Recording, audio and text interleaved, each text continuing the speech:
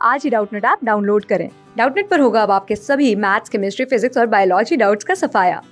बस अपने क्वेश्चन की फोटो खींचो, उसे क्रॉप करो और तुरंत वीडियो सोल्यूशन पाओ। Download now. प्रश्न है, दो पाइप पी और क्यू एक टैंक को क्रमशः 8 और 24 घंटे में भर सकते हैं। एक लीकेज जो भरे हुए टैंक को 12 घंटे में खाली कर सकता है। यदि टैंक की ठीक 2/3 ऊंचाई पर वह लीकेज हो तो खाली टैंक कितने घंटे में पूरा भर जाएगा यदि सभी पाइप एक साथ खोल दिए जाएं। विकल्प 1 है 8 घंटा, विकल्प 2 है 6 घंटा, विकल्प 3 है 10 घंटा और विकल्प 4 है 12 घंटा। तो हम देखते हैं प्रश्न का उत्तर क्या होगा। प्रश्न में हमें बोल रहा है पी किसी को भर सकता है 8 घंटे में और क्यू उसी टैंक को भर सकता है 24 घंटे में, और कोई आर अगर हम मान लें तो वो उस टैंक को खाली करता है कितना, 12 घंटे में। तो अगर हम इनका एलसीएम लें तो आएगा 24।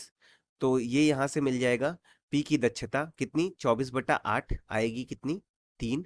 क्यू की अगर हम निकालें तो 24/24 आएगी 1, और आर की निकालें तो 24/-12 ये आएगी -2 के बराबर। तो हम यहाँ से ये बोल सकते हैं कि P 1 घंटे में 3 भरेगा, Q 1 घंटे में 1 भरेगा और R 1 घंटे में -2 खाली करेगा। तो अगर हम ये देखें कि अगर P plus Q plus R साथ में काम करेंगे तो 1 घंटे में हमें क्या परिणाम मिलेगा, 3 भरेगा P, 1 भरेगा Q और 2 खाली करेगा R। तो जो आएगा भरा हुआ वो +2, मतलब ये आएगा कि अगर 1 घंटे में तीनों एक साथ काम करते हैं तो +2 जो होगा वो हमारा भरेगा टंकी। प्रश्न में हमें बोल रहा है यदि टैंक की ठीक 2/3 ऊंचाई पर वह लीकेज हो तो हम एक लंबाई में अगर टैंक को दर्शाएं तो हम बोल सकते हैं, अगर हम टैंक को 3 भागों में बांटे तो हम बोल सकते हैं टैंक जो है वो उसके 2/3 भाग में वो छेद होगा, यहाँ पे वो लीकेज होगा। हम देख रहे हैं हमारे टैंक की दक्षता कितनी है, 24। तो अगर वो 2/3 भाग अगर हम 24 का निकालें तो वो आता है 24 गुणे 2/3, ये आता है 16 के बराबर।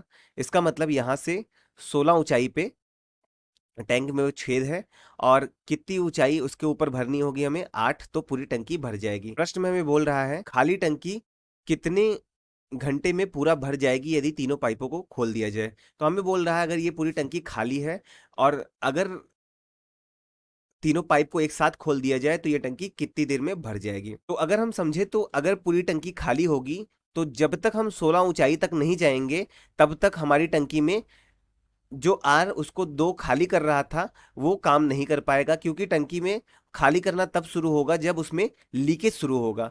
तो इसका मतलब ये है कि शुरू के 16 तक सिर्फ पी और क्यू काम करेंगे। तो अगर पी और क्यू एक साथ 1 घंटे काम करते हैं तो कितना भरते हैं, 3 1 4। तो अगर उन्हें 16 भरना है तो हमें कितने घंटे काम कराना पड़ेगा, तो उसके लिए हम निकालेंगे समय गुणे दक्षता बराबर जितना हमें भरना है 16। तो समय हमारा निकल के आएगा यहाँ से, अगर हम इसको T1 निकालते हैं तो T1 निकल के आएगा, दक्षता कितनी है 4 और भरना कितना है 16, तो T1 हमारा निकल के आएगा 4 घंटा। इसका मतलब ये है कि टंकी को 16 तक भरने के लिए हमें 4 घंटे लगेंगे, जिसको हमने T1 में दिया हुआ है। अब अगर हम 16 के ऊपर बढ़ेंगे और हमें इस 8 भाग को भरना है, उसको भरने के लिए हम देख रहे हैं कि ये लीकेज भी जो है वो काम करना शुरू कर देगा।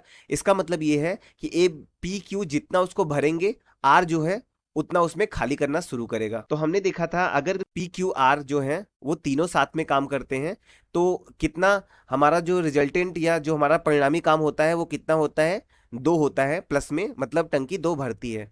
हमें भरना कितना था, 8।